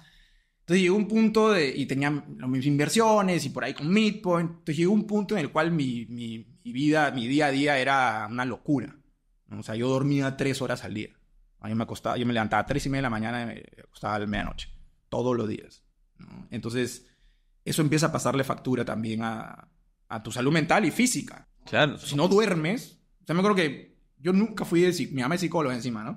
Pero para mí los psicólogos eran como que, no, yo no necesito un psicólogo, nunca me he sentido que tengo problemas como para ir a un psicólogo, ¿no? Pero llegó un punto en el cual dije, no, tengo que ir a un psicólogo. Claro. O sea, necesito ayuda, pues. O sea, ya me di cuenta que yo era el problema. Ajá. O sea, yo estaba así, le saltaba a todo el mundo, man, a la gente, Claro. mal, ¿no? A mi familia, a mi casa, ¿no? Mal, ¿no? Entonces dije, acá el problema soy yo. Y yo tengo que hacer algo al respecto. Esto fue antes de salir del estudio, ¿ah? Yo estuve como buen tiempo, un par de años, con una persona súper capa, que me ayudó un poco a entenderme también y entender que el problema, como te digo, el problema era yo tenía que cambiar mi vida. O sea, era imposible que mi vida se corrija y que mejore mi situación si yo no hacía algún cambio. Exacto. Algo tenía que hacer, ¿me entiendes? Entonces... No, y aparte también, o sea, ahí también ibas desgastando más las relaciones y tu propio ser. Claro, que puede llegar a un punto de no retorno de repente, ¿no? Que hay que muchos, o sea, a veces llegan a ese punto y es bien complicado porque ahí ya vienes con temas de medicación y toda esa vaina, ¿no? Claro, entonces mira, es más, yo me acuerdo que cuando estaba todavía en el estudio, a mí la psicóloga me lo dijo, tú tienes burnout. Ah, ¿te lo diagnosticó? Me lo dijo pero de una, me dijo, escúchame, tú estás quemado, tú tienes burnout. Me dijo, eso todavía no está como, fue 5 años, 6 años, me dijo, o sea, eso todavía no está como muy mainstream. Claro. Porque no estaba tan mainstream como hoy, pero me dijo, tú estás burnout. O sea, tienes absolutamente todos los síntomas al 100%. Estás burnout. Sí. Tú tienes que hacer algo. Tienes que bajar la revolución. Y esto fue prepandemia. Y yo dije, ok, tiene razón, tenía un huevo de vacaciones acumuladas. Entonces me acuerdo que enero de 2020 me tomé todo enero. Me fui a la playa, alquilé una casa en la playa con mi familia y nos jugamos todo el mes para yo realmente no hacer nada y realmente desconectarme, un poco como resetear. Entonces fue todo enero 2020. En febrero, mediados de febrero 2020, regreso a la oficina. Renovado, ¿no? Ya, sí, vamos a meterle. Objetivos, Al mes, pandemia. Claro. Me encerraron y me cagaron. De todo lo que yo había avanzado en ese tiempo, antes de la pandemia, se fue a la... Para mí el encierro fue terrible. Yo tenía un hijo de 1 año 3 meses en esa época, que ya caminaba, que ya habla algo, o hacía ruidos. Entonces yo me encerraba, por suerte tenía una oficinita, una puertita a mis calls. Así eran todos mis calls. todos mis colegas tenían que estar así. Platito. ¿No? Entonces yo la pasé mal. ¿No? Para mí fue bien difícil, ¿no? Manejar todo eso, ese encierro, porque yo, no es que en un mes de vacaciones me haya curado, pues. Claro. ¿Me entiendes? Era el inicio de algo, ¿no? Entonces a mí la pandemia me pegó muy mal, ¿no? Muy mal en ese sentido, ¿no? Entonces creo que eso fue un catalizador de lo malo y a la vez un catalizador que llegó a un punto en el cual yo dije, no, esto tiene que cambiar. Claro, y ahí tomas la decisión, digamos, ya de salir 100% del estudio, empezar con Capu Ventures. ¿Cuál es la tesis de inversión de ustedes? Mira, al principio empezó muy así como te contaba, ¿no? Oye, la gente nos está buscando, me decía, ¿no? Oye, tú, ¿qué? Envías, qué bacán, yo también quisiera, pásame la voz, ¿no? Empezó muy así, ¿no? De hecho, yo le contesto a Gaby Vera, que mi socia en Capu. Yo la conocí a Gaby porque Gaby tenía un fondo que iba a invertir en compañías de alimentación saludable. Uh-huh. Y en algún momento se le fue el legal advisor, no sé qué, entonces alguien le pasó mi dato, no sé qué, y yo le empecé a ayudar en las partes legales de su fondo. Esto justo en pandemia. Yeah. Y hicimos buena onda, porque además la hija de Gaby es exactamente la misma edad que mi hijo, entonces la típica pues que dices, pucha, yo estoy igual, no sé qué, contestaba pues a las 3 de la mañana, no sé qué, el mensaje justo yo también ya me despertó mi hijo, ¿no? Entonces como que conectamos bacán, nos hicimos patas, y me dijo lo mismo, y a mí también me dicen, ella también había invertido en algunas startups, había sido fundadora, de hecho, una startup hace muchos años, y dijo, a mí también pasa lo mismo, entonces le dije, oye, ¿por qué no hacemos esto? Y le decimos a la gente que meta desde $1,000. Uh-huh. Hagamos eso. Juntamos a la gente, hicimos $1,000, juntamos, o sea, 5, 10, 15, 20, no sé qué, invertimos. Y ya está. Ya. ¿Cómo probamos? Mandamos un mail o chats, se conectan tal día, Demo Day, conseguimos 2 startups que nos habían buscado, que nos gustaban, las presentamos y se fondió. Ese día, la gente, chévere, entre los 30 que se conectaron, creo que 10 o 15 personas invirtieron y fondeamos las 2 startups. Dijimos, maña, acá algo interesante. Entonces lo empezamos a hacer más seguido, ¿no? Ya hicimos como una plataforma, ¿no? Donde cargábamos el deal con el video grabado del pitch, nuestro análisis de inversión, el deck. No, tomamos esta chambita de hacerlo bacán. Ya para que sea más offline, ¿no? Para que no tenga que ser, para que no sea live, ¿no? Entonces empezamos a invertir así, hicimos como 6 inversiones. Pero ahí pasa algo de lo que te comentaba antes, ¿no? Que es, ¿cómo hace plata eso, pues? Claro, ¿cómo hace una red de ángeles? Exacto. Es una red de ángeles, ¿no? Entonces, básicamente, ¿cómo hacía plata? Nosotros cobrábamos un pequeño setup fee, muy chiquito, por cada deal. Estás hablando además que cada deal era, pues, no sé, creo que el más grande que hicimos con la red fue de $30,000. Ajá. ¿No? Entonces, cobramos un fijo muy chiquito, que era lo que cubría pues la papelería de la escritura, del fondo, porque lo hacíamos hacíamos como un fondo privado local, que es el que a la vez tú tienes participación de ese fondo y ese fondo es el que tiene participación en la startup, ¿no? Ya. Es un solo ticket. Entonces en esa papelería, un fijo cubría eso, un porcentaje enano que no llega, creo que no sé si era el 5%, una cosa así, de ese monto, y sí tenías un carry, ¿no? Que es básicamente el derecho a ganar una parte de las ganancias. Entonces, si esa inversión de $30,000 se convierte en una compañía que la compran en $30 millones, ¿no es cierto? Tú revuelves los 30,000 y de la ganancia ellos se quedan, el inversionista con el 80% y tú con el 20%. Ese es el carry, ¿no? Eso es lo que te quedas tú. Entonces, ese era el modelo, pero lo que recibíamos pues en una inversión cada inversión que hacíamos era chiquito, y eso que hacíamos una al mes, que es un montón. Es que eso te iba a preguntar, ¿no? O sea, ¿cómo vive un fondo? Porque, o sea, lo que yo tengo entendido es que fondos inclusive con tickets más altos, o sea, tiene un horizonte de inversión de 10 años.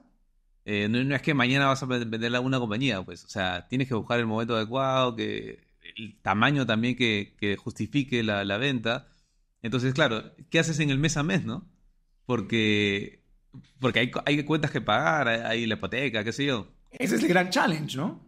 Y te digo que eso es probablemente el único que para mí tiene un modelo probado es el fondo mismo, ¿no? Porque el fondo, ¿qué hace? Cobra un management fee, ¿no es cierto? Tú levantas plata, ¿no es cierto? Digamos, un fondo de $50 millones o de $100 millones, levantas $100 millones y tú cobras un fee anual de 2 a 3% todos los años por administrar el fondo. De la UM, de lo que llaman el Assets Under Management, ¿no? Del capital que has levantado, ¿no? Cobras un porcentaje. Esos son los fees, ¿no? Ese 3% anual, esos son los fees que paga todo. Exacto. Cuando tienes un fondo de $100 millones, ¿no es cierto? Y tienes 2% de fees, son $2 millones al año, ¿no es cierto? Con los que puedes financiar un equipo, una oficina, gente bien pagada, ¿no es cierto? Para hacer un montón de inversiones. Y es lo que necesitas en un fondo de $100 millones, ¿no? O sea, no hay forma de hacer un fondo de $100 millones con un equipo de 3 personas. Claro. ¿No? Complicado. Entonces, si haces el mismo economic y lo reduces a $1 millón... 100 veces menos, pues. Complicado. Complicado, ¿no? Yo no digo que yo necesito $2 millones al año para vivir. Claro. Pero $30,000 al año, obviamente, No, pues. no da, ¿no? Entonces, cuando tú te das cuenta que ese es el único modelo que funciona, pero que a la vez solo funciona si es de cierto tamaño, y luego ves que los otros negocios que están alrededor tampoco son mejores negocios en el día a día, porque la red de ángeles en sí misma dependía de los deals. Nos pasó en un momento que la gente puso un poco de freno porque la bolsa bajó, fue al diablo cripto, por ejemplo, y eso varios tenían cripto, por ejemplo, perdían, entonces como que paró un poquito la inversión, entonces ni siquiera teníamos la velocidad que queríamos, entonces no es que hacías mucha plata por ahí, como red de, ¿cuánto puedes escalar, me entiendes? O sea, Ajá. ¿cuánto tienes que llegar para que esto sea realmente un negocio? Y tendría que ser muy grande, ¿no? Entonces, las aceleradoras y las incubadoras se pasa un poco lo mismo, ¿no? Porque en la mayoría de programas de incubación o aceleración, las startups no pagan por el programa. Exacto. ¿No? Inclusive muchos son equity free, o sea, y los que más o menos siguen el modelo tradicional tienen equity. Ese equity se puede hacer efectivo en, no sé, 5 o 10 años, ¿no? Entonces, no es un modelo que va a recibir. Entonces, ¿de qué viven las aceleradoras, las incubadoras, no sé qué? Tienen algún sponsor. Son normalmente de universidades. De universidades, exacto. ¿No es cierto? Que tienen la obligación, además de tienen fondeo, e inclusive hay fondeo del Estado para incubar aceleradoras. Pero ese modelo de negocio vive así, no vive del día a día de lo que las startups están dando, no están dando nada. Exacto.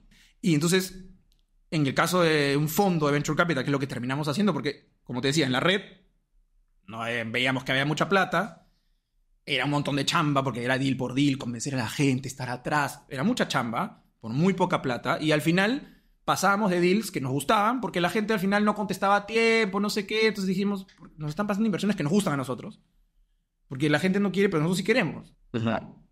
Y ya había pasado que un par de personas me dijeron, oye, ¿sabes qué? ¿Para que no me estés molestando con la plata mejor? ¿Por qué no te doy 10,000?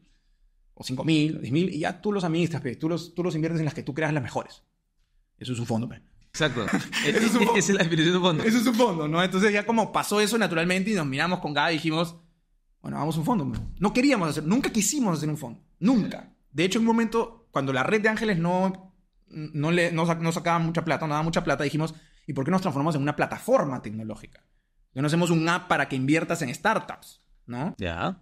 Y piloteamos alguna cosa, tratamos de levantar plata inclusive con algún fondo más, no sé qué. Y como dijimos, no, está muy cuesta arriba, ¿no? Está un poco cuesta arriba, ¿no? Y pasó paralelo que te decía que la gente nos decía, dijimos, vamos a un fondo. Ya está. Hicimos un fondo. Levantamos un fondo, buscamos más gente, nos jalamos a Juan Diego Vidaurraza, que era un chico que había trabajado antes en Goodtech Ventures, y llamamos a Thiago, al founder de Quip, que es parte del portafolio, habíamos invertido en él, y a mí nos parece chévere, pata bien chévere, bien pilas, bien mosca, y lo llamé a Thiago y le dijimos, Thiago, necesitamos a alguien como tú para el fondo. Sabemos que tienes un gemelo, pero no tu gemelo. Alguien como tú para el fondo. Y dijo, así, de una, ya, tengo dos nombres, te los mando. Uno de los nombres era Juan Diego Villarrosa, nos juntamos con él, super onda, lo jalamos al fondo, levantamos el fondo y lo empezamos a invertir a principios del año pasado. Ajá. De hecho, a ver, súper bien. O sea, hicimos 9 inversiones el año pasado. Este año ha sido más lento, hemos hecho 2. La tesis en realidad, que fue un poco la misma de la red, que era Spanish Speaking Latam. O sea, toda Latinoamérica, excepto Brasil, que es un mercado en sí mismo, distinto. Tienes que tener un foot on the ground ahí. Si vas a invertir en Brasil y no estás ahí en Brasil o con conexión en Brasil muy fuerte, por dos. Difícil, claro, ¿no? Entonces, Spanish Speaking Latam, lo que llamamos pre-seed, ¿no? O etapa muy temprana, digamos. Y agnóstico de industria, lo que se dice agnóstico de industria, que es básicamente no tiene que ser fintech, no tiene que ser proptech, no tiene que ser, sino vemos cualquier cosa en lo que creemos que hay una oportunidad interesante, invertimos. Y te diría que es así porque tampoco es que en Latinoamérica hay tanta, me parece, profundidad en cada industria como para justificar un fondo que tenga... Exacto. Un fondo, salvo fintech, probablemente. En Latinoamérica puedes hacer un fondo de solo fintech y funciona. Pero no de otra industria. Claro, o es muy difícil para no machetear a la gente que lo está haciendo. Y claro, y no es que hayan 10 startups de sector, no sé, pues, agricultura, ¿Me entiendes? Claro, es difícil. No, Difícil. no vas a encontrar. O sea, nosotros, por ejemplo, el año pasado, 2023, vimos más de 350 startups en el año. Eso es lo que dijo Moisés en la entrevista. Vimos como 350 startups en el año, Claro. de las cuales invertimos en 9. ¿Y el tamaño del fondo, más o menos Es un fondo de $1 millón. $1 millón. Sí, hacemos tickets súper chiquitos. Súper chiquitos. 20,000, 25,000, $30,000. No hemos llegado ni a 50 en alguno. Y obviamente es un poco por la misma razón que hablamos antes de la diversificación, ¿no? Con un fondo chiquito, si yo hago tickets de $100,000, me acaba el fondo en 10 startups y no sé si tengo suficiente diversificación, ¿no? Pero con tickets de 20, 30, 50, sí puedes tener una diversificación mucho más grande, ¿no? Claro. Y en etapa temprana son tantos los riesgos que pueden ocurrir que es mucho mejor, la gente puede tener distintas opiniones, pero es mucho mejor distribuir inclusive un poco más. Lo que le llaman, que no es necesariamente así, lo que le llaman spray and pray, ¿no? Que es como que tira y reza a ver si sale algo bueno. Que es una estrategia. Seguro hablamos de probabilidades, ¿qué estamos hablando? De 1 en 10 que le chunta. Es 1 en 10 básicamente, ¿no? Literal. El 70% se mueren antes de los 3 años. Y el otro 30% tiene que salir tu ganador. Pero es lo que llaman Power Law. O sea, sí funciona. O sea, te puede pagar todo el fondo, te puede pagar todas tus inversiones. Claro. O sea, sí, si yo miro, por ejemplo, yo no he hecho todavía ningún liquidity de mis staff. O sea, las inversiones que he hecho como Ángel no he hecho liquidez, todavía no he vendido. O sea, todos están, digamos... Todo está metido ahí todavía. Claro. Pero, digamos, si lo ves por crecimiento de cuánto vale esa inversión. O sea, por ejemplo, yo tengo una inversión que hoy día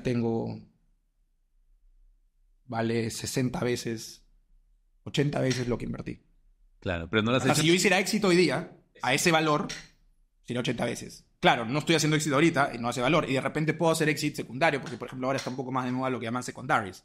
Que es que gente, que yo, por ejemplo, que tengo mi participación en esta startup, viene un fondo, por ejemplo, y me dice, oye, te la compro, ¿no es cierto?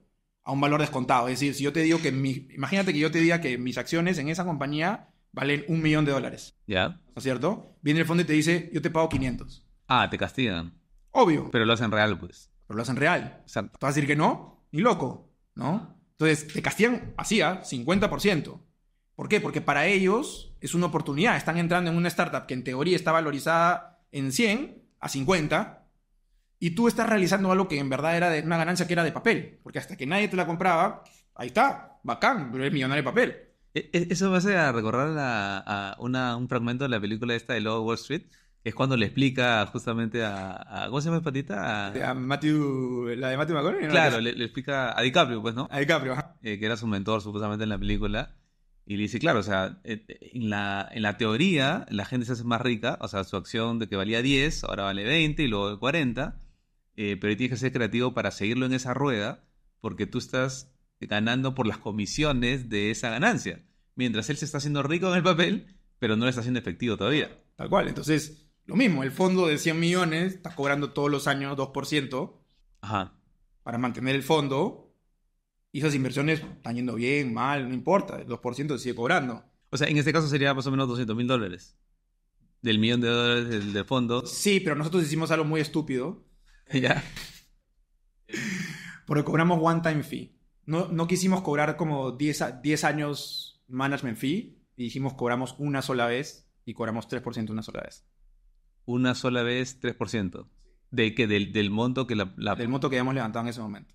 Ok. Entonces, en verdad no es mucha plata. Ajá. O sea, es como un año de fees. Es un año de chamba, claro. Es un año de fees, nada más. Claro. Entonces, no fue mucha plata. Mantuvo los costos en su momento. Pero lo que te decía, ¿no? Qué complicado es cuando ya también te empiezas a meter y dices, oye, ¿cómo le hago plata a esto? Uh-huh. Y te das cuenta que la única forma de hacer plata en un fondo de venture capital, digamos, para que puedas vivir de eso, es levantando un fondo gigante. Que en Latinoamérica, digamos, para que puedas vivir, digamos, bien, tengas un equipo, etcétera, te diría que probablemente es un fondo de 10, 15, 20 millones. Exacto.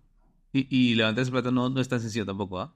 Desde Perú, además. No, claro. Ojo. O sea, es que esas son otras cosas que te das dando cuenta. O sea, yo en estos 3 años, estuve en PECAP, por ejemplo, la Asociación de Venture Capital, fui director los últimos 2 años. Organizé un evento súper grande, el Perú Venture Capital Conference. El último año tuvimos más de 1,000 personas. Espérate, el Perú Venture Capital. ¿Tú estás ahí detrás? Mira, no sabía. O sea, había escuchado el evento, me habían invitado. No fui, pero debía haber ido. Pero no sabía que tú estabas ahí. No, fue un chambón, pero salió increíble. Trajimos gente súper power, en verdad, súper buena.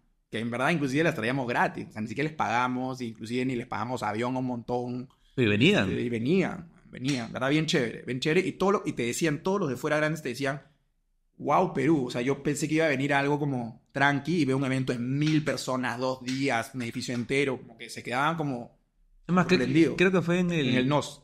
Exacto. En el NOS, sí. Y entonces, en esa experiencia yo he conocido a mucha gente de Venture Capital de Latinoamérica y de Estados Unidos, de Europa, ¿no?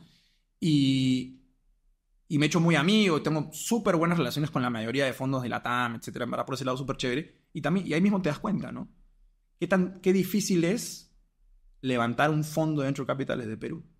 Como qué difícil es levantar plata para una startup en Perú comparado a Colombia, Chile, México, Brasil, Argentina. O sea, el ejemplo para mí más claro es Colombia o Chile, ¿no? En Chile y en Colombia se invierten más de $1.000 millones en startups al año. Claro. En Perú arañamos los 100.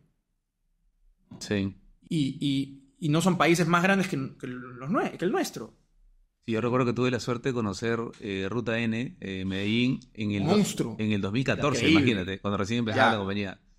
Y ahí están, pero, o sea, yo regresé y dije, Colombia en startups está entre mínimo 5 o 8 años de adelante Perú. Por supuesto. Y Chile, olvídate, la cantidad de plata que hay, o sea, fondos de Venture Capital, digamos, locales, o la plata que da el Estado en Startup Chile, o sea, nos llevan mucho tiempo, ¿no? Entonces te das cuenta que viniendo de un ecosistema como este, es difícil. Es mucho más difícil. O sea, si ya es difícil levantar para cualquier startup de cualquier parte del mundo, en Latinoamérica es mucho más difícil si no estás en Brasil, México, Colombia, Chile. Claro. Y por ahí Argentina, te digo. Los demás estamos atrás. O sea, y es difícil generarle interés a alguien en una startup, por ejemplo, viniendo de Perú. Es que nos falta también un unicornio, digamos, un Rappi, por así decirlo. Eso es lo que todo el mundo dice, ¿no? Nos falta. Sí, pero es que el huevo de la gallina, pues, hermano. Claro. ¿Entiendes? O sea, nos falta. ¿Y quién lo está construyendo? ¿Quién está construyendo el próximo unicornio de Perú? Así. Mira, yo te digo, de lo que he podido entrevistar en el podcast, que tampoco he entrevistado tantos, por ahí veo que Monet se viene... No, Edu es un crack. Sí. Tengo mucho aprecio a Edu. Es un crack. Se viene fuerte. Digamos, tenemos muy buena relación. Y te diría que ellos son probablemente de los pocos, ¿no? En un negocio ni siquiera VC-back, porque ellos nunca levantaron plata de VCs. Exacto. Ellos son una compañía bootstrap, en realidad. Literal. ¿No? O sea, puede ser un unicornio bootstrapeado. Claro. En realidad. Pero ya, uno. Sí. ¿Me entiendes? Creana, sí. O sea, es que son muy pocos. O sea, pero lo que voy es, son muy poquitos que ni siquiera están tan cerca. Creana levantó 70 millones en 2021. Sí. Debe haber tenido un valuation de, no sé, 400 millones. Increíble, obviamente, ¿no? Que no sé si es el valuation hoy día tampoco, porque las valuations en el mundo de 2021-2022 ahora Ajá. están a la mitad por lo menos. Y tienes poco, ¿no? Entonces creo que una cosa que sí me parece importante para los emprendedores en Perú, creo que es parte de lo que falta, lo hablaba con Aloncito Mujica de Syllabus, la vez pasada nos tomamos un café. Tú sabes que yo lo friego a Alonso, pues, ¿no? Le digo, mucho evento, porque son para en eventos, pero mucho evento, poca facturación, le para jodiendo. Ya le bajó los eventos, ya no lo ves. No, le está yendo súper bien. Sí. No, aparte Alonso, pucha, si tengo la palabra entrepreneur así, como que él es un entrepreneur, pero total. Claro. Te avasalla de ideas y entusiasmo. Y sigue luchando y sigue con buen ánimo, ¿no? Empate con buen ánimo, además, chévere. Entonces, justo cuando hablaba con él, yo decía, es que creo que, sobre todo viniendo de Perú, tienes que realmente vender un sueño. Si estás construyendo una startup en Perú y quieres recibir plata de inversionistas de afuera, o sea, tienes que venderles una cosa de locos. Porque el mercado peruano no les interesa, es enano, no les interesa. No tenemos ejemplos de emprendedores peruanos súper reconocidos en el mundo peruano.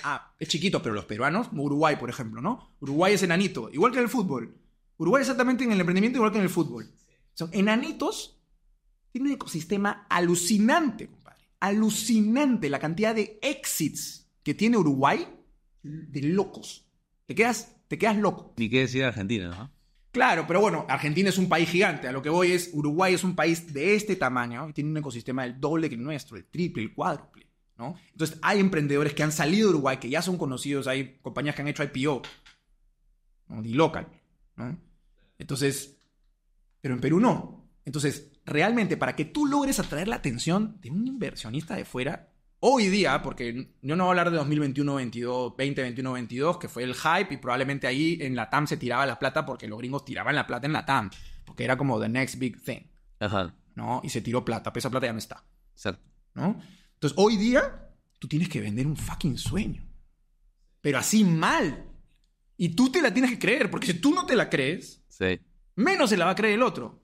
Entonces acá lo que falta para mí, en verdad, es que querramos construir cosas realmente grandes. Dejemos de pensar solamente en... O sea, no digo que lo tienes que hacer así, pero... Porque creo que lo otro es válido también. Construir un negocio chiquito, una vaina lifestyle business.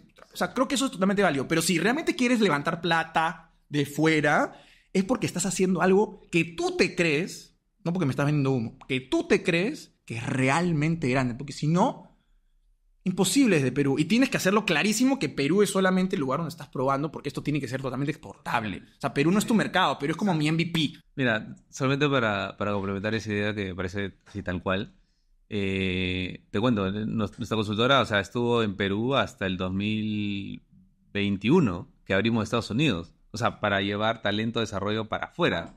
Y ahí fue cuando se nos abrió el mundo porque dijimos, oye, ahí está el negocio en sí, pero es una mierda.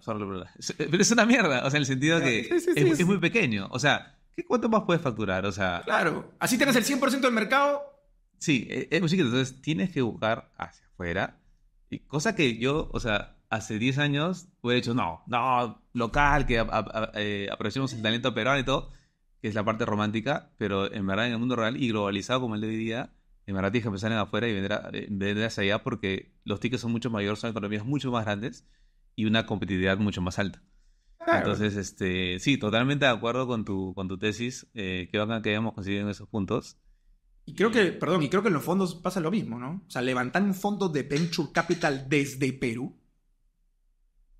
O sea, porque ¿a quién le vas a pedir fondos para un fondo de Venture Capital a Perú? A fondos más grandes, son fondos de fondos, family offices super gigantes, endowments. Esos patas tienes que convencerlos de que tú estando en Perú hay algo especial, no sé, ¿me entiendes? O sea, ¿por qué yo soy mejor que el pata que esté en México con un mercado de este tamaño? Y muchos emprendedores, o sea, ha habido mucha migración de emprendedores peruanos. Claro. Es más, muchos están ahorita en México. Nosotros Un hicimos montón. el año pasado, fuimos para una conferencia de Latitud y como estábamos ahí, Ah, hicimos Latitud. así como un after office para emprendedores peruanos en México. Un viernes, pucha, cayeron como 30. Te lo juro. Era como, hoy vamos a hacer algo para... Caerán 10. O de pronto un roof eran 30, ¿no? Por suerte alcanzó el trago que habíamos comprado. Entonces, para un fondo, igual, ¿no? O sea, si yo quisiera levantar para seguir viviendo, digamos, de venture, o empezar a vivir, porque no sigo... Para seguir viviendo hay que empezar a vivir. Para vivir del venture capital al 100% de mi inversión, yo tenía que levantar un fondo de 10, 15, 20 millones. ¿Qué tan fácil es levantar un fondo de 10, 15, 20 millones para mí? Que además tengo un track record, puede parecer digno de un podcast o divertida mi trayectoria y mis cambios y toda esa vaina, pero al final los LPs, o sea, los que meten plata en fondos te miden por tu track record. Yo he manejado otros fondos antes, no. Entonces ahí voy pérdida con todos los brokers que trabajaron en finanzas. Eso es lo que te quería preguntar, o sea, ¿cuáles son, digamos, los siguientes pasos para Caput? O sea, ¿cómo ves romper lo que tú decías, ¿no? De que tengo que crecer porque si no, no puedo vivir de esto.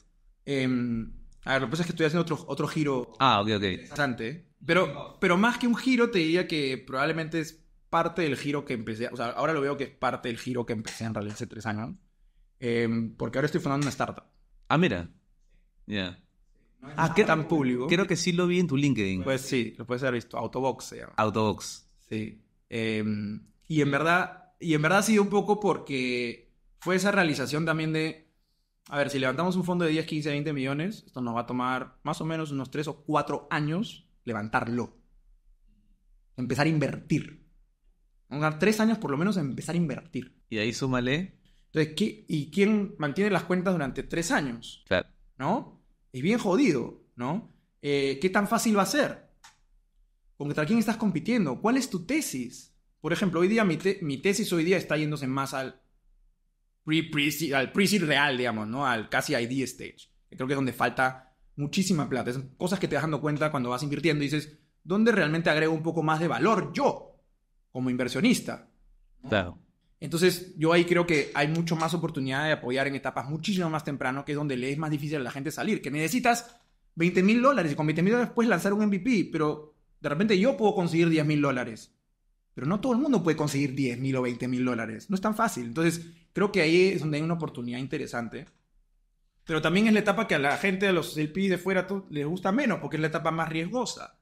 Y la gente quiere que hagas un poco de de-risking del riesgo, que a mí me parece medio como un oxímoron, pues, ¿no? Porque es una industria que por definición es capital de riesgo. Entonces, de-risking el riesgo, como... Claro. ¿no? Queda capital nomás. Claro, entonces, pero bueno, entonces creo que hay un poco la oportunidad, pero es difícil vender una tesis. Es difícil vender una tesis con un background que no viene necesariamente de otro fondo o de finanzas, o ha sido un ex-founder, por ejemplo, que ha tenido algún exit, o sea, algo distintivo, y donde yo tampoco he tenido éxito todavía. O sea, mis inversiones les va bien, yo te enseño mi portafolio, pucha, ¿cuánto va X? Ah, bacán, le va monstruo, ¿no? Pero están en papel todavía. Claro. Entonces, eso hace muy difícil levantar un fondo VC, y creo que no es la razón por la cual hago una startup, pero creo que descubrí algo que a la vez dije, puede ser mucho más grande. Me parece interesante, me parece un problema chévere de resolver, ¿no? Y eso no quiere decir que yo tengo que dejar de invertir, ¿no?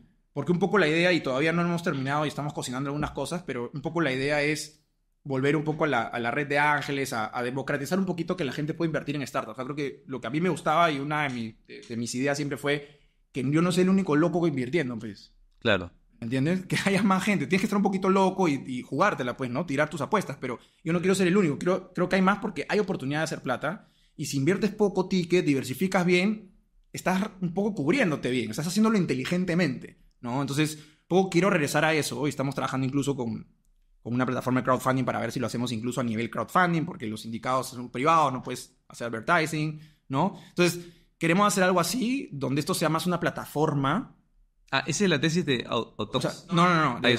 Lo que te digo con Capu, la idea es que, okay. la idea es que termine siendo un poco más una plataforma que ayude a que la gente siga invirtiendo. Ok. ¿no? Y que nosotros seamos más como un comité de inversión, ¿no? También para que pueda funcionar un poquito más, eventualmente más independiente. Pero está bien, porque, por ejemplo, lo que siempre te dicen, ¿no? Estos gurús el tema de financiamiento. Cómprate tu DEPA, que invierte en acciones, ¿no? Pero claro, no hay una plataforma como tal para invertir en startups locales o de la región de una manera relativamente sencilla. Yo no voy a decir que online ya transfieres la plata, no, pero al menos puedes ver las diferentes opciones de inversión que hay, cuánto están pidiendo. Entonces, buscar ese portal podría ser un giro interesante para Capu Ventures. Porque justamente un poco lo que nos pasa es que empezamos a hacer Friends and Family, ¿no? O sea, si tú quieres hacer como startup un Friends and Family, ¿no? Y quieres juntar $10,000, pucha, fácil puedes juntar tickets súper chiquitos y la logras. Pero necesitas un vehículo, necesitas algo que se ponga en el medio para que no tengas pues, 100 personas en tu cap table, ¿no? Como accionistas. Entonces, esas cositas son las que puedes hacer con una plataforma o con una estructura como esa, ¿no? Entonces, creo que no solo estás ayudando a que la gente misma se convierta y se gane con poder invertir en eso o jugar un poco su plata en eso, sino ayudas a las mismas startups a que puedan levantar, aunque sea un poquito más de plata, ¿no? De su gente cercana, de su propia gente cercana, y que pongan $10. No, y mira, y si hay plataformas literalmente de factoring, donde ahí sí ya puedes invertir como inversionista, pones tu plata de $1,000 y te prometen 11-12% de rentabilidad, o sea, podría hacerlo tranquilamente con el tema de las startups, o sea... Igual es un negocio que no es gigante, porque si estamos pensando en Perú... No, claro. O sea, es un negocio para que, creo que sigamos teniendo la exposición que queremos tener, aprovechar el libro que nos llega y seguir invirtiendo y seguir moviendo y seguir aprendiendo un poco de estar con los emprendedores, pero no es algo que va a generar $1,000,000 al mes de revenue, porque la cantidad de startups son chiquitas, la cantidad de plata que van a levantar tampoco va a ser gigante, no les puedes cobrar 20% de fees, le tienes que cobrar 5%, o sea, el sizing del mercado cuando haces algo para Perú es chico, pues, ¿no? Y por eso es que un poco lo que estoy pensando en realidad con Autobox, y que es totalmente distinto, pero viene un poco de la identificación de eso, es construir algo que realmente pueda ser muy grande, que no funcione solo en Perú y que realmente pueda ser bien exportable, ¿no? Entonces estamos haciendo algo medio loco. Estamos colocando mini tiendas de conveniencia dentro de taxis. Mini tienda de conveniencias dentro del taxi. Te subes a un taxi, a un Uber, pides tu Uber, llega el Uber, entras y dentro hay una cajita con productos. Agua, gaseosa, vapes, condones, medicinas, Pringles, audífonos. Lo que encuentras cuando vas al grifo en la caja, eso lo hemos reducido, lo hemos puesto dentro del auto. Ah, mira. ¿No? Entonces tenemos ahí un acuerdo con unas flotas de autos, ¿no? O sea, es decir, con los dueños que le alquilan los autos a los Ubers. ¿no? Estamos hablando, tenemos un acuerdo con una de 1.800, estamos hablando con otras más para tener como 5.000 ahí en cartera, y estamos cerrando con una cadena para poder hacer el restock de los productos. ¿Y eso hay en otro lado del mundo? Mira, tú sabes que eso se me ocurrió un poco fines del año pasado. Me tuve que morar en Molina unos meses para estar cerca del colegio de mi hijo, en fin, no sé qué. Tomé mucho Uber, me puse a hablar con los Ubers y me di cuenta que en verdad en Latam, a diferencia de lo que pasa en Estados Unidos, donde la mayoría son part-time, ¿no? El 70% de los Uber drivers en Estados Unidos son gente que maneja entre 2 y 4 horas al día, o menos de 4 horas al día. Acá le sacan el ancho, ¿no? Acá el 70% son full-time. Claro. Hay gente que maneja 14, 16 horas, ¿no? Y que además la mayoría alquilan el auto.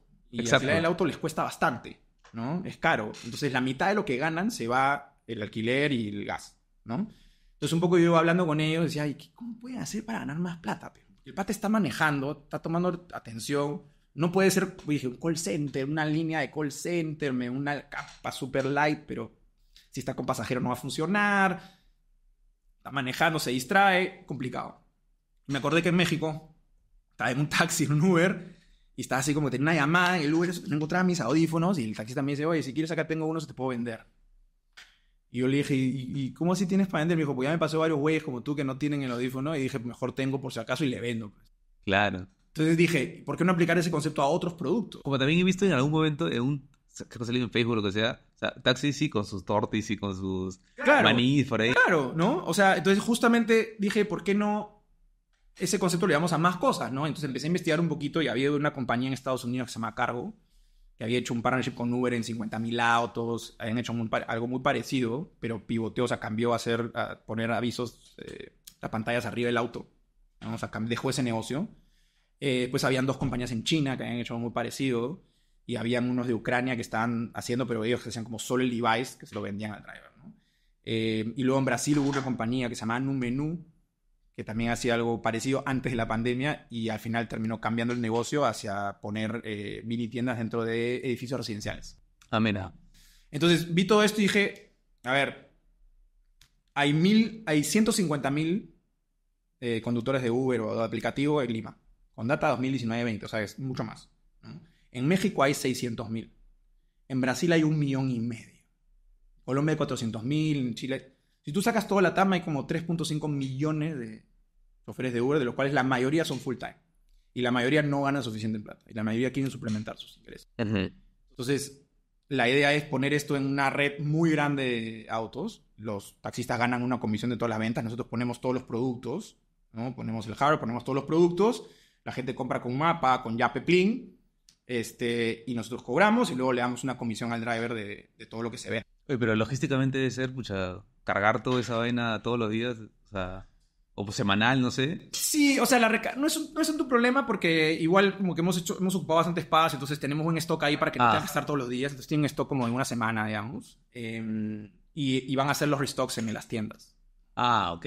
Claro, porque nosotros si no tenemos... No estamos... puede tener un centro donde vengan... Si no sería muy complicado. Sería muy ¿no? complicado, claro. Entonces, por eso lo estamos haciendo con partnership con las tiendas para que recarguen en las tiendas directamente. Buenísimo.